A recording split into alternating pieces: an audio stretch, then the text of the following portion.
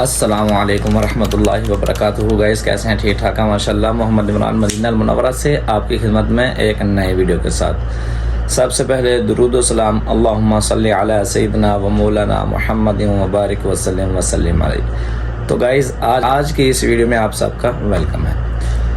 تو گائز آج میں آپ کو بتانے والا ہوں کہ مسجد نبوی صلی اللہ علیہ وسلم کے فی الحال کتنے محراب موجود ہیں۔ ہر محراب کی تھوڑی تھوڑی تفصیل بتاؤں گا، تھوڑی تھوڑی تاریخ بتاؤں گا۔ تو گائز چلتے ہیں، ویڈیو کو سٹارٹ کرتے ہیں۔ تو گائز میں آپ کو بتا دوں کہ مسجد نبوی صلی اللہ علیہ وسلم کی کل 8 محرابیں ہیں۔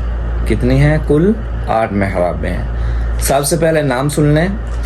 سب سے پہلے تو محراب یہی ہے کہ حضور علیہ السلام کی محراب جو کہ مشہور ہے، آپ سرچ کرتے ہیں تو سب سے پہلے جو محراب آپ کو دکھائی دیتی ہے محراب نبوی صلی اللہ علیہ وسلم، جس جگہ پہ آپ علیہ السلام نے سن 7 ہجری سے لے کر سن 10 ہجری تک نمازیں پڑھائی ہیں۔ دوسرے نمبر پہ محراب آ جاتی ہے محراب عثمانی۔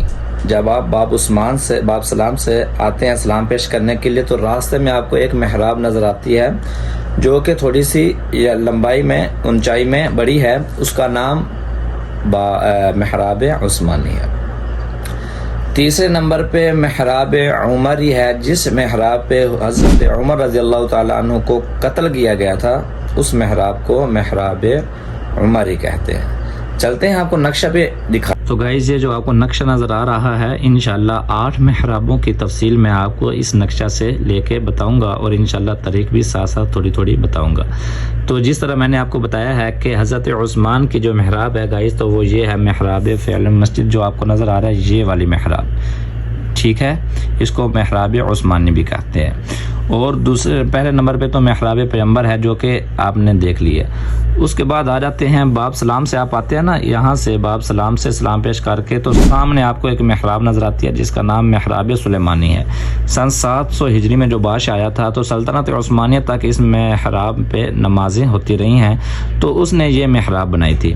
تو اس نے کیوں بنائی تھی؟ کیونکہ یہ ایریا بالکل مسجد نبوی کا وسط بنتا ہے، ادھر سے بھی اور ادھر سے بھی، تو اس لیے اس نے یہ والی محراب بنوائی تھی۔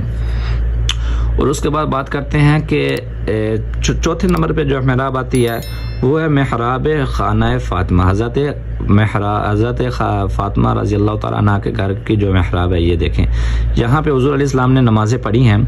تو کہنے کا مطلب یہ ہے کہ عورتیں اپنے لیے عبادت کا کچھ حصہ گھر میں کچھ خاص جگہ مقرر کر سکتی ہیں جہاں پہ اعتکاف بیٹھا جا سکتا ہو، جہاں پہ عبادت کی جا سکتی ہو۔ اور اس کے بعد آ جاتے ہیں محراب خانہ فاطمہ، ٹھیک ہے، ہو گیا۔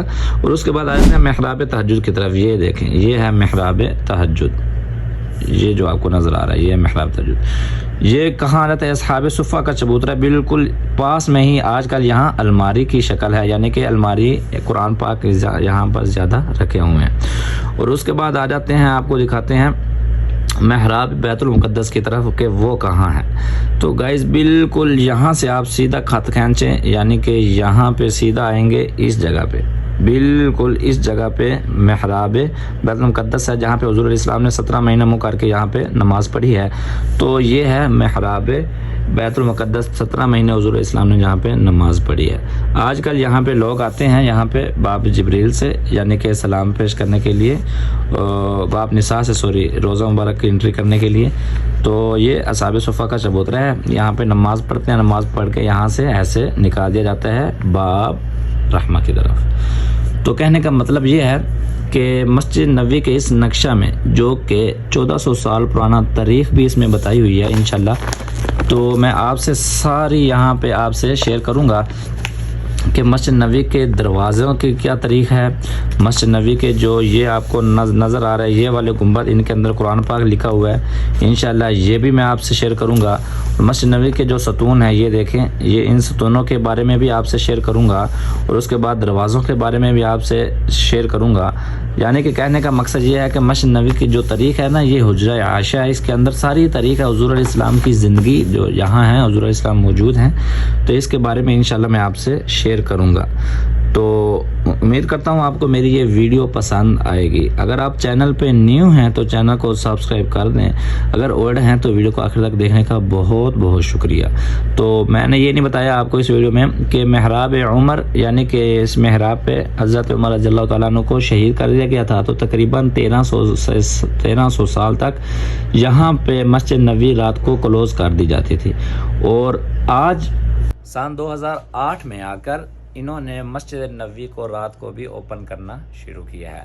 پہلے تقریباً مسجد نبوی رات کو بند ہو جایا کرتی تھی, کیونکہ ظالموں نے حضرت عمر رضی اللہ تعالیٰ عنہ کو جب شہید کیا تو اس کے بعد یہ مسجد نبوی کا رول بن گیا تھا, قانون بن گیا تھا کہ رات کو مسجد نبوی اوپن نہیں کرنی.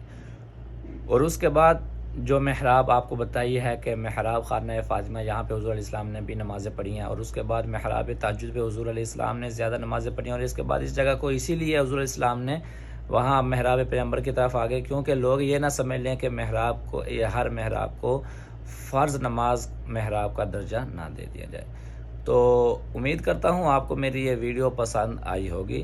انشاءاللہ میں ملوں گا آپ سے ایک کل والی ویڈیو میں, آپ سے انشاءاللہ شیئر کروں گا مسجد نبوی کے دروازوں کی کیا تفصیل ہے, کیا واقعہ ہے باب الرحمہ کا, باب جبریل کا, باب نساء کا, باب سلام کا. بڑے عجیب واقعہ آپ انشاءاللہ دیکھیں گے, آپ کو بہت اچھا لگے گا. تو آپ کا بھائی آپ کی خدمت میں حاضر ہے انشاءاللہ. میں ملوں گا آپ سے ایک نئے ویڈیو کے ساتھ. السلام علیکم ورحمۃ اللہ وبرکاتہ.